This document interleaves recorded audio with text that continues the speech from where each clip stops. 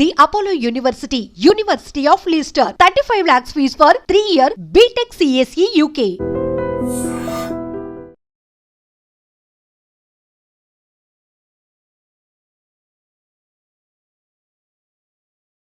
ఆమె ఎక్కడైతే మర్డర్ జరిగిందో ఆ ఇంటి ఎదురుగా ఇల్లే వెళ్ళేది. అసలు ఏం జరిగిందో, వీళ్ళు ఉన్నారా లేదా, అసలు ఏ టైం జరిగిందో అడిగి తెలుసుకుందాం. నమస్కారం. ఎలా జరిగిందమ్మా ఇన్సిడెంట్? మీరు ఉన్నారా ఆ టైం? తెలియదండి. నిన్న సాయంత్రం నుంచి మనం లోపలే ఉన్నాము. రాత్రి మామూలుగా 9:30కి తినేసాము, పడుకున్నాం. మళ్ళీ మనం పొద్దున్న 6కి లేసాము. అప్పటికే ఎవరు ఏం లేదు చప్పుడు. 9:30 వరకు ముందు కూడా ఏం జరగలేదు. ఏం తెలియదు మనకి, అసలు సైలెంట్ గా ఉంది అప్పటికి కూడా. పడుకున్నాం. మళ్ళీ 6:30కి లేసాము. మామూలుగా లేచినప్పుడు కూడా మామూలుగా ఉంది. తర్వాత 7:30కి ఇక్కడ ముగ్గేసేప్పుడు పోలీసులు వీళ్ళందరూ వచ్చారు. సౌండ్స్ ఏం రాలేదా? నిన్న ఇన్సిడెంట్ జరిగింది అన్నారు. ఎవరు అరుచుకోవడం కానీ ఇట్లా వినిపించలేదా మీకు? వినిపించలేదు. అరుపులు కేకలు ఏం లేవు. అందరూ ఫోన్ చేసి పడుకునే టైం కదా. అంటే ఈవినింగ్ టైం లోనే జరిగిందంట. ఒక 7:30 కూడా అసలు సౌండ్ ఏం లేదండి. అప్పుడైతే మేము బయటే ఉన్నాం కదా, ఏం వినిపించలేదు. అసలు ఎవరు కనిపించని కూడా కనిపించలేదు. లోపల ఏం జరిగిందో మరి మనకైతే తెలియదు. అంటే అసలు ఎలా అనిపిస్తుంది ఇప్పుడు? కన్న కూతురే వాళ్ళ ప్రియుడితో కలిసి తల్లిని చంపించడం, వాళ్ళకి ఏం ప్రాబ్లమ్స్ మనకు తెలియదు కదా. అదేం చేయటం దారుణం అనుకోండి, ఎలాంటి వాళ్ళు అయినాను. అక్క నిన్న ఇన్సిడెంట్ ఎప్పుడు జరిగింది అసలు? అంటే చుట్టుపక్కల ఉన్న వాళ్ళు కూడా సౌండ్స్ కూడా రాలేదు అని చెప్తున్నారు. అంత సైలెంట్ గా ఎట్లా? ఇప్పుడు వాళ్ళు సుత్తితో దాడి చేసినప్పుడు అట్లీస్ట్ అరవడము ఇట్లాంటిది ఏదన్నా తెలిసి ఉంటది కదా మీకు? అంటే యాక్చువల్ ఏమైందంటే ఆ లోపల ఏం జరుగుతుందో ఎవరికి తెలియదు. వాళ్ళు ముగ్గురే ఉంటారు. రీసెంట్ గా వచ్చారు వాళ్ళు. ఎక్కడ ఇద్దరు పాపలు ఆమె ఉంటారు. ఇంతవరకు మనం వాళ్ళ ఫేస్లు కూడా చూసింది తెలీదు. కాకపోతే నిన్న ఈవినింగ్ మాత్రం ఏమైందంటే ఆ పిల్ల తిరుగుతుంది అన్న విషయం కూడా మనకి పోలీసు వాళ్ళు వచ్చిన తర్వాతనే తెలుసు. వాళ్ళ పెద్దమ్మ ఇక్కడ నైట్ ఏడ్చిన లెక్క ప్రకారం ఏంటంటే వాళ్ళ రిలేషన్స్ ఎవరు వాళ్ళతోని లేరు. మరి వాళ్ళ ఫ్యామిలీ ప్రాబ్లమ్స్ ఏంటో తెలీదు. 10:30, 11 o'clock ఆ టైంలో పోలీసులు అయితే వచ్చారు. ఆ పాప అరుస్తుంది, ఏడుపు అప్పుడు వినిపించింది. తప్పితే మా వారు 11 o'clock వచ్చారు.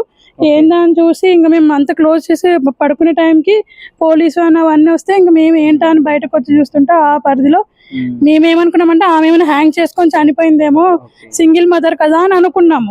అయితే ఏమైందంటే ఈ చిన్నపిల్ల వాళ్ళ పెద్దమ్మ వచ్చి ఏడుస్తుంది, అమ్మో ఇంత దారుణంగా చేసిరా, చంపిర్రా, అది ఇది అని అంటే. తర్వాత పోలీసు వాళ్ళు మా CCTV ఫుటేజ్ చెక్ చేసిరు. ఎగ్జాక్ట్ గా వాళ్ళ దానికి ఏమేమైంది, ఏ టైంకి వచ్చినారు. 6 o'clock నుంచి 6:47 లోపు చంపేసి వెళ్ళిపోయినారు. ఈవినింగ్ టైం లో కనీసం ఒక సౌండ్ కూడా రాలేదు. 6:40 టైంలో నేను ఇక్కడే ఉన్నాను. నేను ఇక్కడ ఉన్న టైం సంగతి కూడా CCTV ఫుటేజ్ చెక్ చేసినాక ఆ పిల్ల తిరుగుతుంది, ఆ కార్ అక్కడే ఉంది, అటు ఇటు తిరుగుతుంది.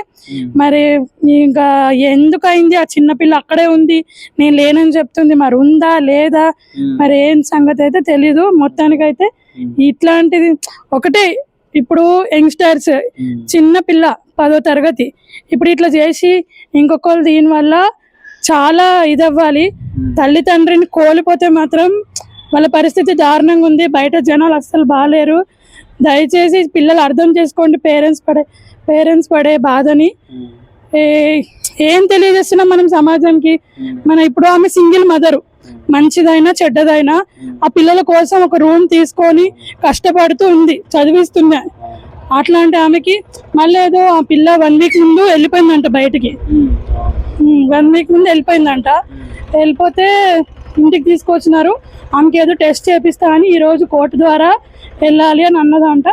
ఆ లోపే పూజ చేసుకుంటా ఉన్నామని, కుర్చీ మీద కూర్చున్నామని పూరేసేసి చంపేసినారని చెప్తున్నారు. మరి కానీ మేము మైనర్ గా ఉన్నప్పుడే ఇంత క్రూయాలిటీగా ఆలోచనలు కానీ ఎందుకు ఇట్లా తయారవుతుంది? ఇప్పుడు పిల్లలకి ఫోన్లు ఇవ్వద్దని చెప్పట్లేదు. ఎందుకంటే ఇన్స్టాగ్రామ్ ఏంటి, వాట్సాప్ ఏంటి వాళ్ళకు కూడా తెలియాలి.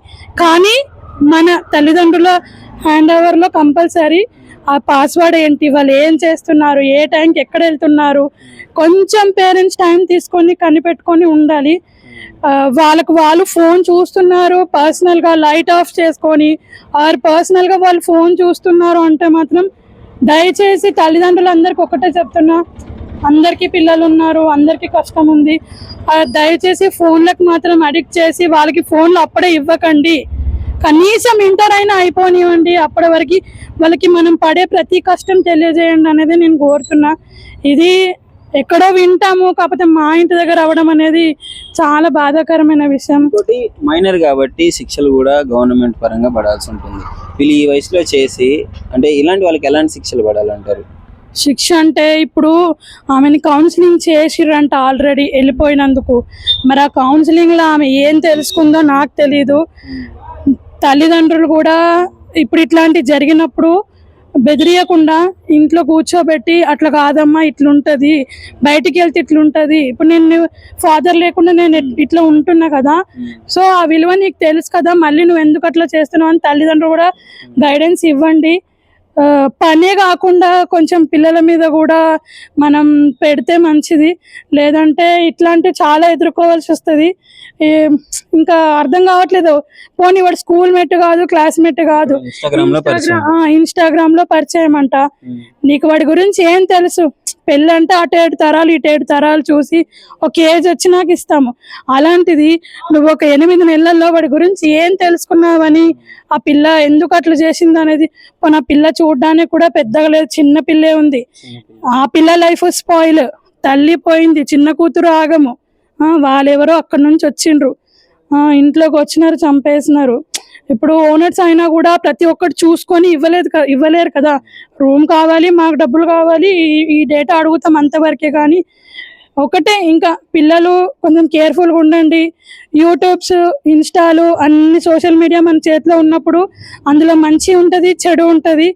కొంచెం దయచేసి మంచిని నేర్చుకుందాము, చెడు చాలా తొందరగా వస్తుంది.